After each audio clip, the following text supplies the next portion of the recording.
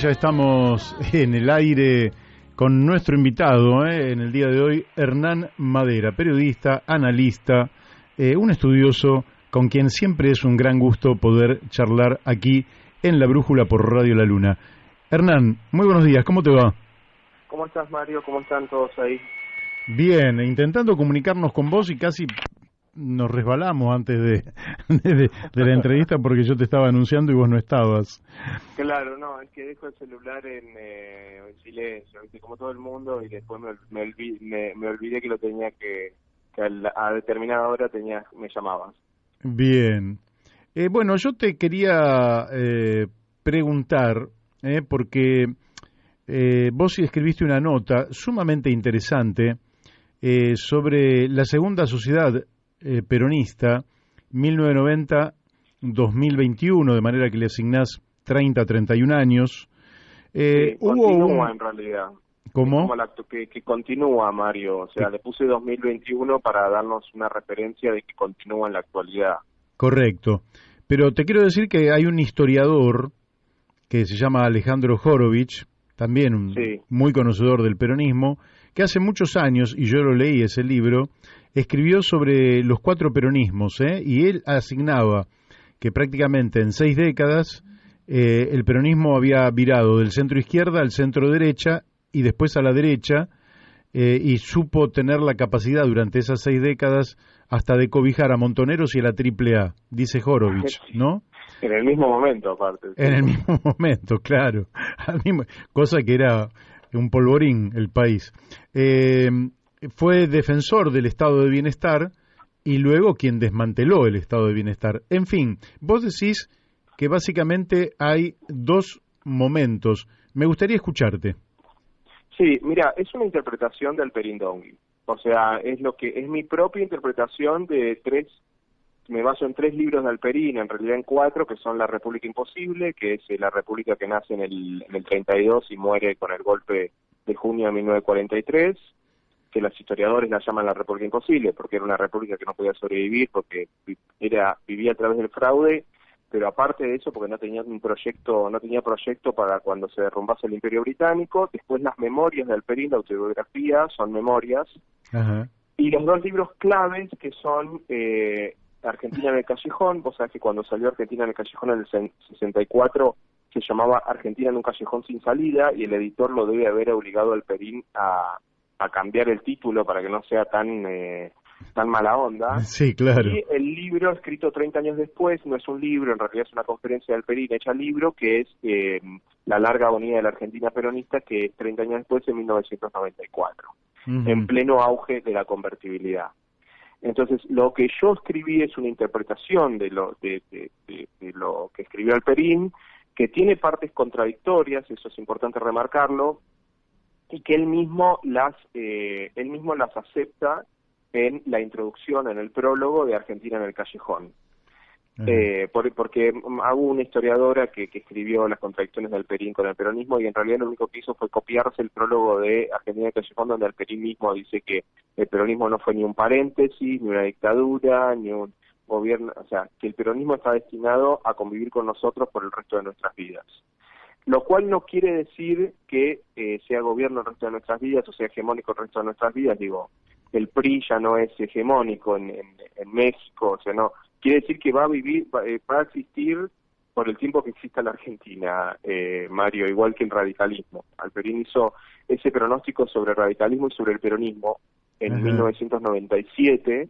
En una entrevista le preguntaron qué futuro le veía el Frepaso, y él dijo que le veía poco futuro. Y vos, si te lo pones a pensar, era el momento de auge del Frepaso. Sí. Sí, entonces es previo un al acuerdo historiador, con De la Rúa, que claro, los llevó a la ruina.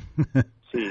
Vos sabés que Alperín es el historiador número 1 de la Argentina, se lo reconoce mucho así, y nadie puede decir, o sea, es como muy difícil enfrentarse a Alperín, pero al mismo tiempo es un tipo es un intelectual muy olvidado, porque él tenía como un goce para mí en decir cosas bastante punzantes, duras y feas, y pero es un historiador muy muy valioso. ¿Por qué? Porque los historiadores suelen equivocarse mal en sus pronósticos. Desde David Rock, que dijo que el argentinista David Rock, que sería una especie de nuestro pequeño Tocqueville, viste, de la Argentina, que dijo que la democracia no tenía futuro a mediados de los 80, sí, hasta Ian Kershaw, que es el historiador del nazismo, que todos sus pronósticos sobre la Alemania de los 80 y 90 estuvieron mal. Alperín, al revés de eso, tenía una intuición en que varios de sus pronósticos se van cumpliendo, y eso es lo que lo hace también muy interesante. Claro. Y está bien. Ahora, acá hay yo, por ejemplo, así a vuelo de pájaro, te digo, Hernán, yo veo distintos enfoques que yo por lo menos puedo hacer, porque claro, vos pensás que yo nací en 1956. Claro. Hace mucho tiempo. El peronismo había sido desalojado en septiembre del 55 del poder a través de un golpe de Estado que ya había manifestado un odio de clase tremendo con los bombardeos del 16 de junio sobre Plaza de Mayo del 55 y realmente un odio visceral contra el peronismo que tenía muchos vicios, pero había ganado legítimamente las elecciones.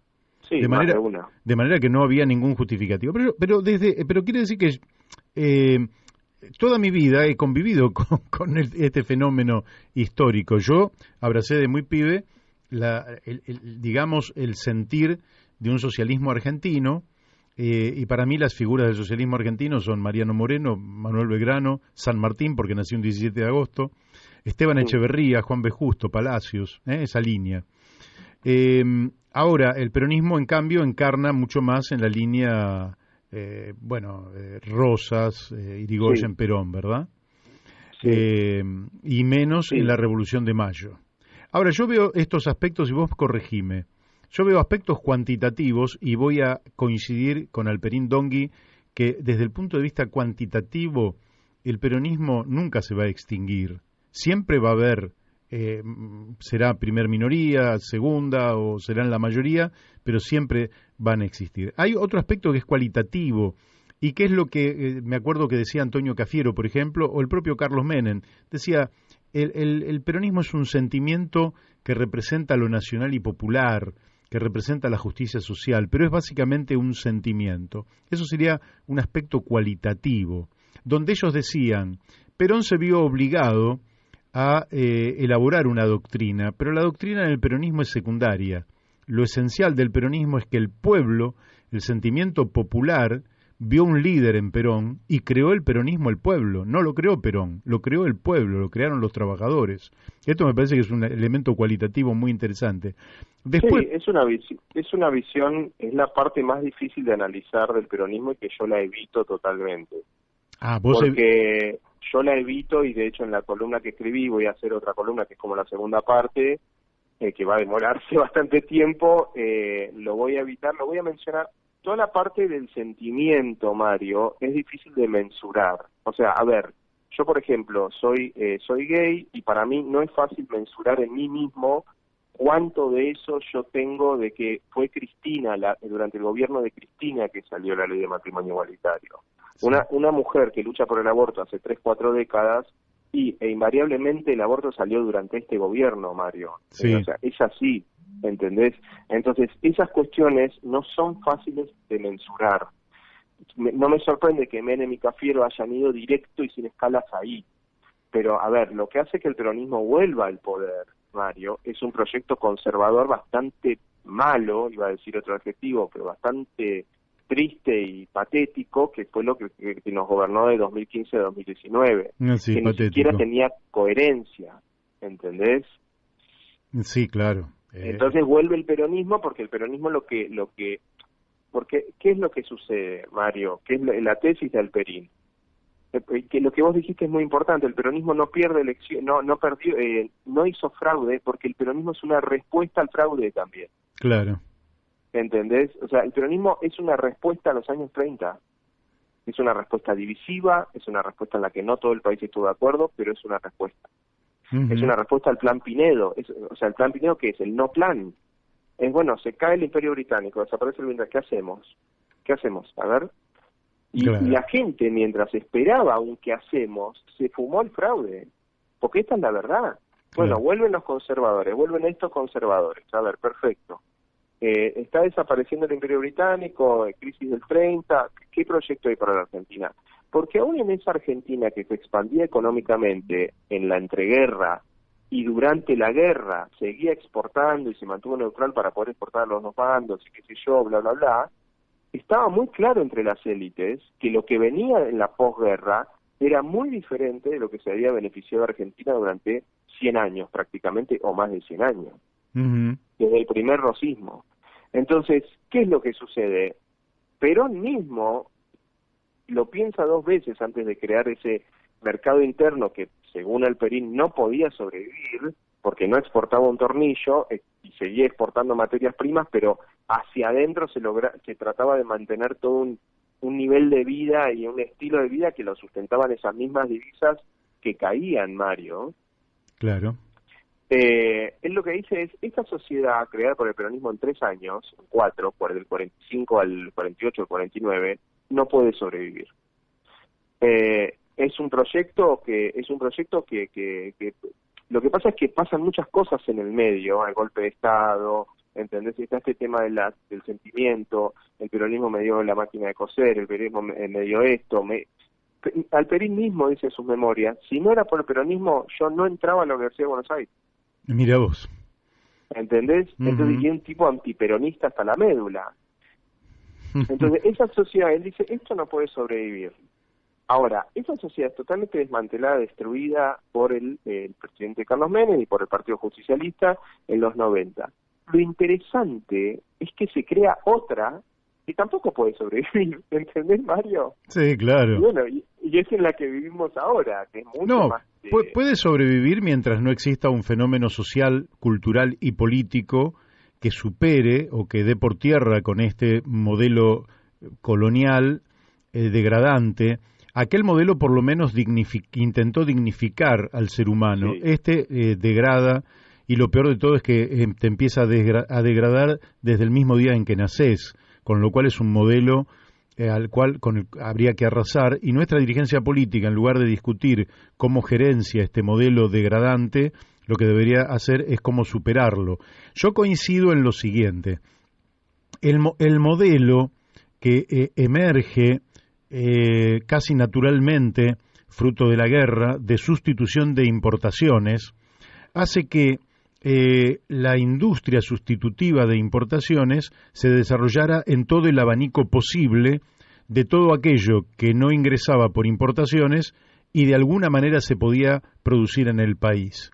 Terminada la guerra y no sobreviniendo una tercera guerra mundial, lo que va que Perón la esperaba, por eso la mencionás, porque Perón la esperaba. Que Perón la esperaba, lo que sobreviene es la reconstitución del mercado mundial, y en el mercado mundial empezás a competir con producciones sostenidas en elementos tecnológicos infinitamente más modernos, más sofisticados, y esto hubiera reclamado de la Argentina un debate acerca de sus capacidades competitivas, de manera de ir mutando ese modelo de sustitución de importaciones por otro que fuera incorporando al mercado mundial a la Argentina con los grados de modernidad absolutamente exigibles para poder participar del mismo. Totalmente. Y eso fue sustituido, en cambio, por un golpe con un contenido muy reaccionario, que es el mismo sector social, Hernán, que se va a manifestar como el núcleo duro del macrismo, que en realidad carece de un proyecto propio. Lo que tiene es un concepto supuestamente mercadista, infantil, ingenuo o malintencionado, que necesariamente te lleva al derrumbe. Eso no puede sustituir al peronismo ni superarlo. No, absolutamente no, y por eso la sociedad va a seguir volviendo mientras no haya un proyecto del otro lado, así sea un proyecto conservador. Pero algo interesante, porque varios me dijeron, bueno, Hernán, pero escúchame, todos los países hicieron eso, claro, pero los países pusieron un plan económico de sustitución de importaciones con fines económicos y mensurable en resultados económicos. Claro. El peronismo pone un mercado interno o instrumenta un mercado interno, el aguinaldo, bla, bla, bla, con fines políticos para subvertir la relación de fuerzas. Esta es la gran diferencia. Entonces, cuando en los otros países que lo hicieron, por ejemplo, Australia, Uruguay mismo, acá enfrente, que empezó a tener una emigración muy fuerte, y después quiero volver sobre Uruguay, porque es tomado como ejemplo, y Uruguay es un país de emigrantes, es un país expulsor, que es lo que se hubiese convertido la Argentina, es historia contrafáctica, pero lo más posible es que la Argentina se hubiese convertido en eso, de no mediar un proyecto, porque el otro logro del peronismo, Mario, es evitar una emigración masiva. Claro. O sea, que el pinochetismo, por ejemplo, no lo evitó, no la quiso evitar tampoco. España no la evitó, ¿entendés? No la quiso evitar tampoco. En Argentina tiene una migración agónica, triste, viste, cada tanto salen titulares, ayer fue más judíos argentinos se vuelven a Israel, que yo, pero eso es agónico, porque ¿cuál es la clave, el adjetivo clave para no usar tantos adjetivos? Agónico. Claro. Esa es la Argentina de 1945, agónica, ¿entendés? Ahora, no es una... Se derrumba así, y ahí está el chiquitaje que vos hablás de la clase política. Porque una vez que vos te tragaste la amarga medicina, 1990, 1991, te la tragaste, ahí la dirigencia tiene que hacer su parte, ¿entendés? Entonces, si vos tenés que salir de la convertibilidad en el 94, en el 95, hermano, salí de la convertibilidad, claro, como lo hizo Cardoso 5 años después de instrumentar el plan real. O después, a ver, te tragaste la amarga medicina del 2002, llegaste a los superávit gemelos. Hermano, no lo destruyas en 4 años. Claro.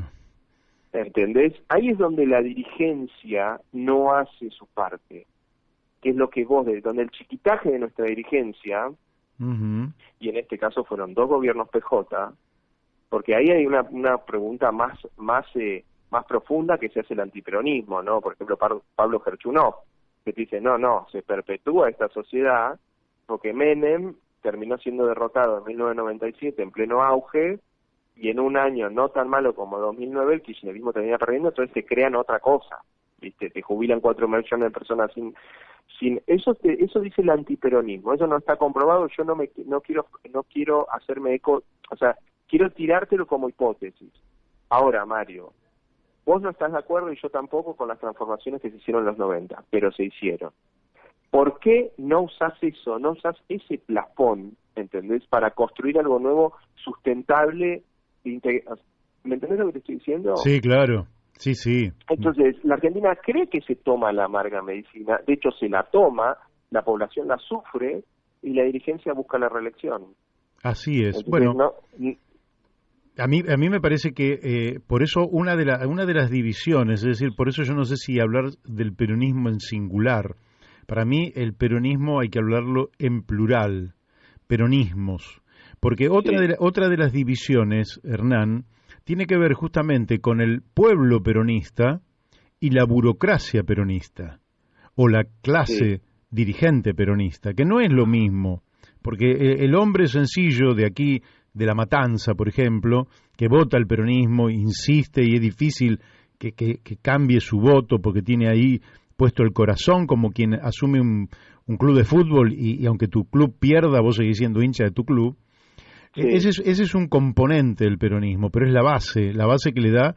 Ahora, después arriba, básicamente, si vos observás, en la burocracia prácticamente no hay dirigentes obreros, y los pocos dirigentes obreros que hay son grandes empresarios, más ricos que los empresarios. Son en la Cámara Empresarial de las Obras Sociales. Bueno, entonces te encontrás con que esa burocracia del peronismo, yo la distingo muy claramente del peronismo pueblo. Esa burocracia del peronismo también por los restaurantes a los que va a comer, los hoteles en los que se aloja cuando vacaciona, los gustos exquisitos que va adquiriendo, va absorbiendo buena parte del componente ideológico del 1% más rico o el 1 por 1000 más rico de la sociedad argentina. Sí. Y me parece que este es un tema para analizar. Sigue siendo el país más sindicalizado de América Latina, creo que es 37%, tal vez ahora sea un poco menos, pero la CGT es una herencia de la primer sociedad peronista. Y yo, la verdad es que no la veo cada vez O sea, vos sabés que los moyanos están entre las personas más odiadas del país. O sea, sí. que eso no se encontraba en los años 80, ¿viste? O sea, no era algo común. Entonces yo no sé bien cuál será el futuro como si vos decís, bueno, la aristocracia obrera o... No, la verdad que no lo sé, y creo que parece fuerte, pero hay que ver cuán fuerte es realmente, Mario. Uh-huh. Mira, el peronismo es el constante intento de subvertir la relación de fuerzas. O sea, una de las definiciones es esa, constantemente subvertir la relación de fuerza. Entonces, si pierdo las elecciones en el 97 y voy a tratar de que dure un poquito más la convertibilidad y te vendo el PF, te remato, te hago pelota y PF con Repsol. Entonces, si pierdo las elecciones del 2009 y sabes que voy a jubilar 4 millones de personas sin aporte, y no como plan social, sino como jubilar. O sea, es el constante intento de subvertir la relación de fuerzas, ¿entendés? Bueno, pero eso lo hace la aristocracia, tomando tus palabras, no, totalmente. La aristocracia política del peronismo. Claro, pero esa persona que era sentimentalmente peronista, digamos, y que votó a Alfonsín en el 83, no esperaba que termine todo eso en una hiperinflación que lo iba a pauperizar de esa manera. Porque la frase de Perón no es que nosotros somos buenos, es que los otros son un desastre, es totalmente cierta. Así es. O sea, es absolutamente cierta. Si no, mirá la gestión de la última dictadura, la gestión económica de la última dictadura militar. Un desastre. Mataste y terminaste, digo, es el peor gobierno de nuestra historia. ¿Me entendés? Sí. O sea, es el peor, porque aparte de que sea una dictadura, aparte de que mató miles de personas, vos mirás su gestión económica y decís, esto es un desastre de cabo a rabo. Uh-huh. Entonces, claro, ese tipo te dice, y no, mirá, en este país lo que se puede es esto, es el peronismo. ¿Viste? No es que viene Macri y me sube las tarifas, baja las retenciones, me dice que me aguante. Vienen sin un proyecto, te dicen que te tragues la amarga medicina, que ellos no se la tragan, ¿en aras de qué, Mario? Porque todos hacemos un sacrificio por un proyecto. Así es. ¿Pero cuál? ¿Entendés? Bueno, en realidad la verdad es que el supuesto proyecto de la clase hegemónica de la Argentina, en otros términos clase dominante, oligarquía o en términos irigoyenistas el régimen, ¿verdad? No tienen un proyecto, en realidad defienden el libre mercado como un medio de concentración de la riqueza en sus propias manos. Es decir, obvio, eso no es las prebendas que reciben ellos son buenas y las prebendas que recibo yo son malas. Así es. O sea, entonces si Clarín tiene prácticamente el monopolio del cable en la capital y tiene un sparring que lo tiene a propósito, que es Telecentro, que ahí hay un acuerdo de que no venda, que no le venda Telefónica, que no le venda Slim, qué sé yo, vos tenés la prebenda del que no tenés competencia porque tiene que romper el que quiera poner otro cable tiene que romper todas las veredas de la ciudad cuando vos no lo hiciste y vos vas por arriba. O sea, entonces tu prebenda está bien y la prebenda que reciben las otras clases sociales está mal, ¿entendés? Y aparte no tenés proyecto, porque aparte o sea, el gran proyecto es que en la Argentina sobra gente, o sea, ese es el proyecto de la oligarquía argentina. Así es. ¿No? Una emigración masiva, como una migración de 5 millones de personas y despedir a todos los empleados públicos, despedir a todos los empleados públicos que sobran supuestamente, transformar las jubilaciones sin aportes en plan social, o sea, desindexarlas, y rebajar los planes sociales a la mitad, si vos querés, por decir todo así grosso modo. Bueno, listo. O sea, eso te provoca emigración, en definitiva. Entonces, ¿qué viene el peronismo? Y te dice, no vamos a hacer esto, vamos a aguantar esto mientras dure. Porque ese es el gran plan peronista, ¿eh? O sea, vamos a aguantar esto mientras dure y mientras electoralmente nos resuelva, nos sirva esto. Vos fíjate en el discurso de ayer de Alberto, no se dice un plan. No, es increíble. No se dice un rumbo, Mario. Vos sabés que yo lo leía porque no lo pude escuchar, no lo pude ver al presidente. Pero si esto es increíble, porque del otro lado, de última, el plan ese que nos tiraba la oligarquía mentirosa decía supermercado del mundo, ponelo. Bueno, no conteste solamente que no. decime qué quiere, qué va a exportar el país, cómo va a ser la reconversión productiva, cómo vamos a construir una moneda. No, entonces el peronismo, bueno, sostenemos esto mientras hayamos logrado subvertir la relación de fuerzas, sostenemos esto hasta que se destruye por sí misma. Y la Argentina no es un país como Haití que rápidamente va a caer, porque la Argentina tiene exportaciones aseguradas por 40.000 millones de dólares anuales. Argentina tiene uno de los ahorros privados fuera del sistema más altos del mundo emergente. Así es. Argentina no tiene peligro de invasión, no tiene problemas de terrorismo. O sea, no... Ahora, ¿no te en este análisis que haces vos, nos van quedando pocos minutos, Sí. ¿Cómo observás la injerencia externa? Porque yo te cuento que cualquier analista internacional que conoce de geopolítica sabe algunas cosas. Por ejemplo, si vos querés defender de manera permanente tu industrialización, tu desarrollo científico, tecnológico, tu sistema educativo que se va a complementar con el sistema productivo, científico y tecnológico, y por tanto vos necesitas algunas condiciones macroeconómicas. Esas condiciones macroeconómicas, dichas en 2 o 3 palabras, tienen que ver con una moneda estable, con un sistema de precios estable, con un tipo de cambio competitivo, etcétera. Sin embargo, la Argentina tiene economistas, que yo los conozco personalmente, que tienen respuestas macroeconómicas para alcanzar estos objetivos. Yo conozco perfectamente esas respuestas, y sin embargo el país, pasan los gobiernos y ningún gobierno aplica esas políticas. ¿Cómo explicás vos, y el peronismo en primer lugar, que es el quien más ha ejercido el poder desde el 83 a la fecha? ¿Cómo lo explicás? Que no se apliquen políticas para crear una moneda. Y vamos al último ejemplo de la persona que tuvo, o la persona o el gobierno que tuvo el poder de hacerlo, que era el de Néstor Kirchner. Pues fíjate que ahí yo 50% lo voy a poner fuera de él. ¿Por qué? Porque yo recuerdo en el lugar donde yo trabajo que ni él ni el que era el jefe del lugar querían dar un aumento de sueldo que al Estado le iba a significar... y la verdad es que la presión sindical fue tan enorme y las amenazas fueron tan enormes que invariable que cuando se soltó la cuerda, se soltó del todo y bueno, que empezaron a dar aumento. Entonces, el 50%, Mario, lo tenemos que poner fuera de la dirigencia y una inercia de la Argentina que está fuera de eso y que es lo más difícil de analizar. Claro. Y el otro es, vos acá querías generar un proyecto de reelección indefinida. En ese proyecto de reelección indefinida, que vos te sucedías con otra persona, esa persona te sucedía a vos, te pedía así hasta el infinito, rifaste los superávit gemelos. Así es. O sea, es así. Porque, a ver, para crear una moneda, la Argentina necesitaba, esos superávit gemelos le creaban una moneda, Mario. Sí, claro. Es así. Si vos los mantenías, tenías moneda.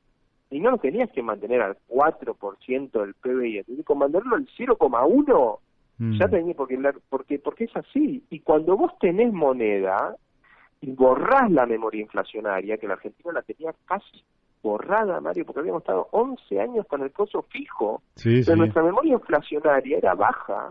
Cuando vos tenés borrada la memoria inflacionaria, si creaste confianza, emitís, Mario, le das la maquinita.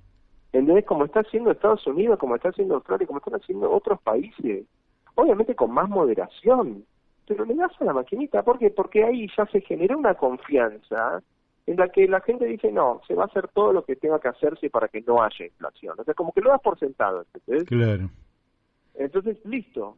Bueno, obviamente no tenés que exagerar. De hecho, las discusiones en Estados Unidos ahora es si va a volver la inflación. ¿Viste? Porque están emitiendo tan a lo loco, ahora quieren hacer otro plan de 3 trillones de dólares para la infraestructura. Bueno, o sea, ¿hasta dónde va a llegar la confianza de que vos le das a la maquinita con todo y no hay inflación? Bueno, pero vos fijate que ellos se tragaron la amarga medicina con Volcker y a nosotros nos hicieron tragar mucho peor porque eso nos llevó a una hiperinflación. Pero bueno, después cosecharon el resultado. Entonces yo ahí lo que creo es que 50% lo tengo que poner por fuera de la dirigencia en cuestiones de la Argentina que no son fáciles de medir y que tienen que ver con nuestro querer vivir por encima de nuestras posibilidades. Pero 50% lo tengo que poner en un proyecto de reelección indefinida en la que vos sentías que para subvertir la relación de fuerzas tenías que empezar a largar desde el Estado plata y quemarte los superávit gemelos, y bueno, y en un momento desaparecieron y volvió la inflación. ¿Y cómo va a terminar esto, Mario? Si vos ves la curva de inflación... Si te parece, lo vamos a dejar para otro momento, porque si hay algo cierto es que todas las veces que hablemos sobre el peronismo o los peronismos, todas las veces que hablemos siempre va a tener final abierto, Hernán. No, yo digo, ¿cómo va a terminar? No el peronismo, yo te decía... Cerrarlo del ciclo económico y... Cerrarlo del ciclo económico. ¿Cómo va a terminar? Igual que el anterior. Entonces vos tenías vos ves la curva de la curva de inflación y es un serrucho, pero es un serrucho ascendente. Así es. Es un serrucho ascendente desde 2002. Y vos mirás la anterior curva de inflación, si vos querés, del 50 al 90, también es un serrucho ascendente. Uh-huh. ¿Entendés? Pasa que esta sociedad es más barata que la anterior. Sí. Entonces puede que dure un poco más. ¿Por qué? Porque a los jubilados les congelaron la jubilación el año pasado, duró un año nomás. Ese es un datazo, de que no se pudo mantener el congelamiento jubilatorio. Así es. Bueno, Hernán, dejamos puntos suspensivos y la seguimos en otro momento. Por hoy te voy a mandar un fuerte abrazo y muchísimas gracias. Un abrazo para ustedes. Gracias. Bueno, hemos hablado con el periodista, investigador, analista Hernán Madera, sobre este tema que es el peronismo, que es un tema realmente apasionante y que ha concentrado la atención de los mayores intelectuales e historiadores argentinos.